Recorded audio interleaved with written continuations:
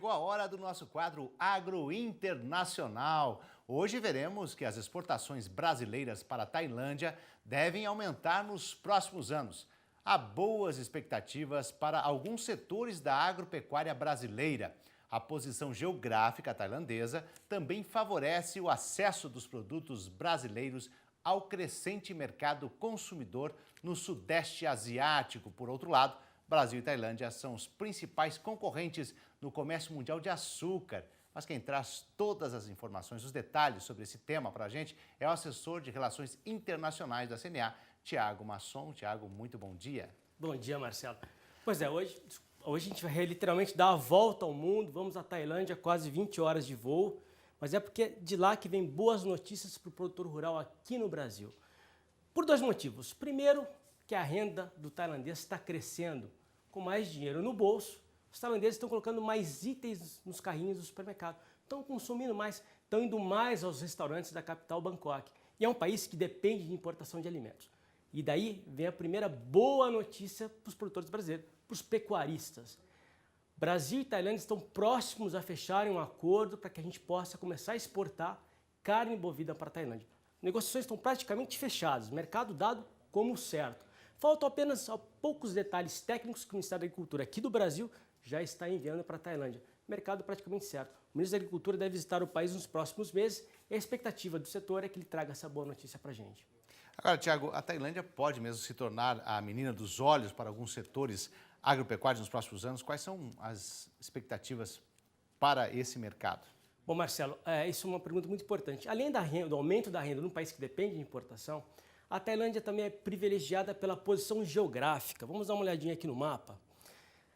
Ela não é apenas privilegiada pelas belas praias que cortam ali a área ocidental do país, mas também pela localização. A Tailândia ela está próxima do Sudeste Asiático, região que, segundo o Fundo Monetário Internacional, deve crescer quase 5% esse ano. Para você ter uma ideia, Marcelo, o mundo deve crescer 3%. Países como Malásia, Camboja, Laos, apenas para citar, Vietnã, para citar alguns exemplos, estão crescendo bastante. Segundo ponto, não faz fronteira, mas está a poucos quilômetros do sul da China. China, maior importador de produtos agrícolas do Brasil. O governo da Tailândia já percebeu essa estratégia e tem como estratégia agora desenvolver o país como um centro de redistribuição de alimentos prontos para o consumo para toda essa grande região aqui do mapa. Bom, estão basicamente cortando o país de norte a sul com estradas que vão ligar a Tailândia a todos os países, inclusive ao sul da China. E tem mais um detalhe, não é só a proximidade geográfica que aproxima esses países.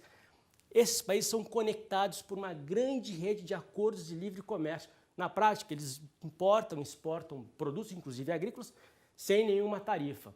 Então, tudo isso coloca a Tailândia no centro como porta de entrada do Sudeste Asiático. Bom, aí começam as boas notícias para a gente. Tailândia, um desses produtos que eles estão reexportando para a região é um chamado 3 em 1, que popularmente chamam de 3 em 1. É uma bebida à base de açúcar, que é produzido na Tailândia. Aí começam as boas notícias. Leite em pó e café solúvel. A Tailândia não tem uma indústria de café solúvel. Vem importando café solúvel dos vizinhos da Indonésia e do Vietnã por conta daqueles acordos de livre comércio. O Brasil é o maior exportador de café solúvel do mundo, mas no ano passado exportamos apenas quase 1 tonelada de café para a Tailândia, quase nada. O caso é que eles impõem a gente uma tarifa de 30%, mas os tailandeses já se convenceram que retirar essa tarifa de 30% pode ser um bom negócio, não só para nós exportadores de café solúvel, mas para as indústrias que estão exportando na Tailândia, que basicamente eles vão sair da mão de poucas indústrias na Indonésia e no Vietnã. Já começaram as negociações. No próximo mês de outubro, o embaixador da Tailândia aqui no Brasil vai reunir um grupo de especialistas para começar a tratar essa questão bem a fundo.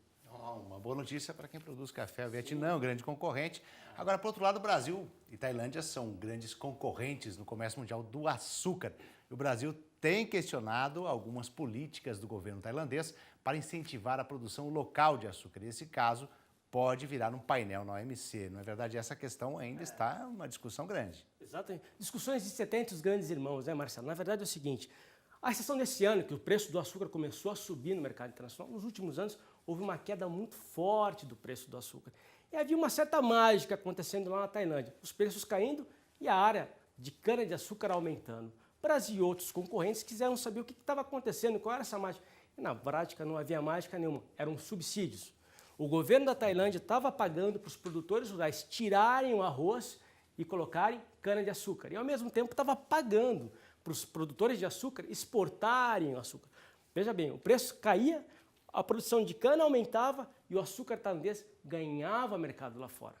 Subsídios que são contra as regras da Organização Mundial do Comércio, que é aquela organização que define as regras do comércio.